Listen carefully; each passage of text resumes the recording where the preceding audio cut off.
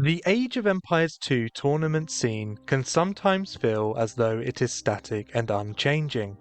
The majority of the top pros have been competing in S-tier tournaments since the Voobly days, and in a game where physical speed of reactions is not the primary skill, players can remain competitive long into their careers. The greatest example of this is Doubt, who is still competing in S-tier tournaments at 40 years of age. He is joined by the 38-year-old Capoch, who also still reaches S-tier tournaments, and both their careers have spanned over 2 decades. The Viper and Yo are also still consistently in the top 4 players in the world, and they are both 33 years old, with careers spanning around 15 years each and with no end in sight.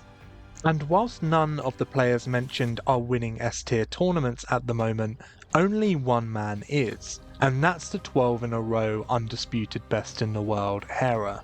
Despite this seemingly unchanging landscape, it is in no way static.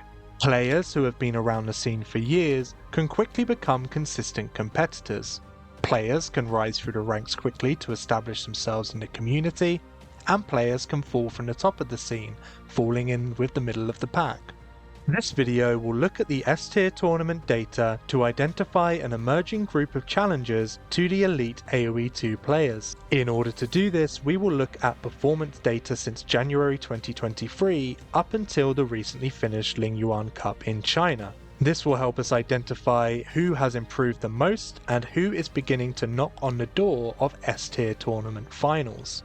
First of all, let's take a look at 2025's top S-tier players by series wins. This will give us an indication of who is currently performing at their best. These are all of the players who have competed in S-tier tournaments in 2025, sorted by number of series wins in the same year. As we can see, Hera is on an island of his own with 24 out of 24 wins. Hera has not lost a series in an S-tier tournament since January 2024, almost 2 years ago.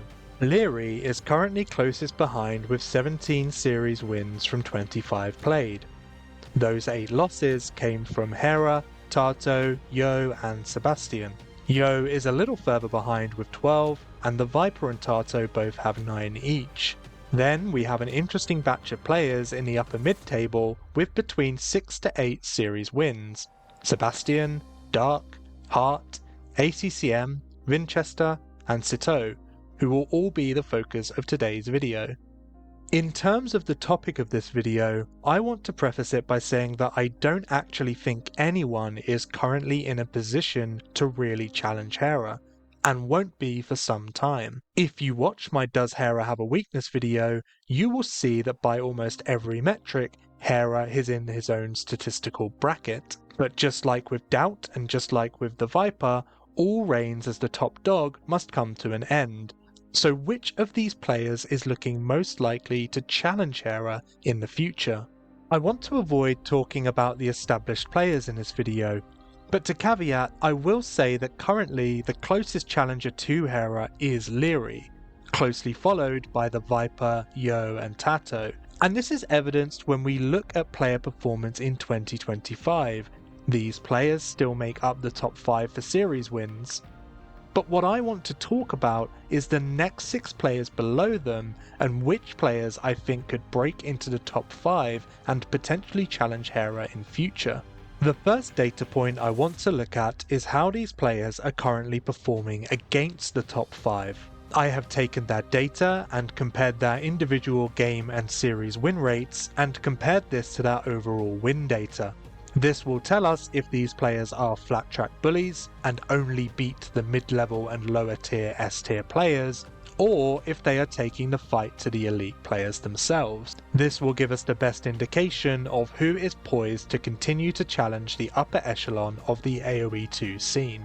As we can see from this data, since 2023, ACCM has taken the most games from the top 5 of this group over the past 2 years. ACCM cannot be considered a new player, but he is competitive with the elite group, despite not having an elite record himself. The most interesting player on this list, in my opinion though, is Sebastian.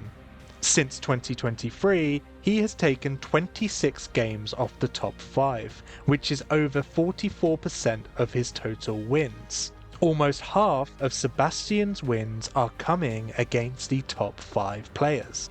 If we look at just the 2025 table below, we can see that Sebastian has taken 13 games off the top 5 this year, over half of which were against Hera and Leary. Dark has also had a great year against the top 5, but he has played much fewer games and his dataset just isn't as mature, so he is very much a wait and see. Dark could absolutely skyrocket, but the reason why I'm focusing specifically on Sebastian here is because of the next set of metrics. This set of metrics is series wins versus the top 5. Of this group of 6, Sebastian has 6 series wins against the top 5, though you will notice Hera has been removed from this table because nobody outside of the top 5 has beaten Hera in a series since 2023. Series wins are important because winning individual games is great, but winning a series is a different type of mentality. And we can see that since 2023, Sebastian is the most capable of coming out on top in a series against the top 5. In fact, almost half of Sebastian's series wins since 2023 have come against the top 5 players. This shows that Sebastian can hang with the top dogs and could suggest he is on the cusp of more finals appearances. If we compare Sebastian's series win percentage versus elite players compared to the other players in this group since 2023, he is way ahead. This suggests Hart, ACCM, Vinchester and Citeaux are all capable of taking games off the top 5, but when it comes to taking that extra step to win the series, they just do not do it as consistently. That consistency is what gives Sebastian the best chance of being the next big challenger. If we look at win rate percentage improvement over time, Sebastian has improved year on year. The only other players who have had consistent year-on-year win rate percentage improvement since 2023, and who have also played over 100 games, are Sebastian, Hart and Hera. Mihai, Dragonstar and Dark are also players to watch, but they need more games before they can be considered as serious challengers to the top 10, let alone the top 5. The last data point I will show is series win rate percentage improvement. As we can see, Sebastian, Hart and Hera are the only players with a consistent year-on-year improvement in their series win rate percentage. I will note at this point that for Hart to be considered a true challenger in 2026, he needs to begin taking series wins off of the top 5. If he can do this, he will be a contender. For now though, based on the data, I see Sebastian as the next potential challenger to Hera's crown, outside of the current top 5. I think 2026 might be too soon to win an S-tier tournament considering Hera's dominance, but I would not be surprised to see him in some more semi-finals and finals based on his consistent improvement and his ability to win a series versus the top 5. Thank you for watching this video. Please like, comment and subscribe for more of this content. I really appreciate the response to my first analysis video, so thank you for all of your likes, comments and suggestions. I read all of the comments, so please keep them coming and I'll make more of this type of content based on your suggestions.